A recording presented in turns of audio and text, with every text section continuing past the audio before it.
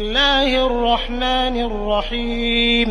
عما يتساءلون asalaamaaleykum mbokki jullit yi mbokki talibe yi waa daara yi Serigne Abdou Karim Ndiaye ñoo leen di yëgal seen ndajem daara ji ñuy amal le 17 septembre di tombe ak ñaar fukki fan ci weeru safar ñu koy amalee Touba Daaru Marnaan kër Serigne Abdou Karim Ndiaye di ci woo mbokki jullit yi ak mbokki talibe yi bàyyiwuñu kenn ak képp koo xamante ne mas ngaa jàngee ci daara yi Serigne Abdou Karim Ndiaye wala nga xam fa bés ba nag buñ sa yeggee bu 8h jotee danañ jàng alxuraan ba 10h ba 11h ñu daal di wane tolluwaayu gone yi ci daara ji ci wàllum xam-xam 11h ba midi Serigne Sadikh Ndiaye moo koy waxtaane midi ba 14h sëñ bi daal di waxtaan ak donga yi 14h20 ba 17h ñu daal di amal njàngum xasida 17h20 ba 19h20 waxtaanu ngoon gi ak Serigne Abdou Khader Dia bokk yi bés bàngooku le 17 septembre lay doon di tombe ak ñaar fukki fan ci weeru safar di ko yëgal Mame Serigne Ndiaye Baye Talla Ndiaye Serigne Moudou Ndiaye Kolda Serigne Mbacke Diop Baye Moudou Bey Baye Thierno Fall Mame Lamp Fall doomu Serigne Cheikhouna Fall Serigne Yaxya Boussa mbokki jullit yi bés bàngooku le 17 septembre lay doon di tombe ñaar fukki fan ci weeru safar ci woo képp kuy wax ashadu anna laa ilaha illallah wa ashadu anna muhammad rasulullah mbokki julli di kon bés bàngoo di ñaan yàlla suñu borom yóbbu ñu sa jàmm ak salaam.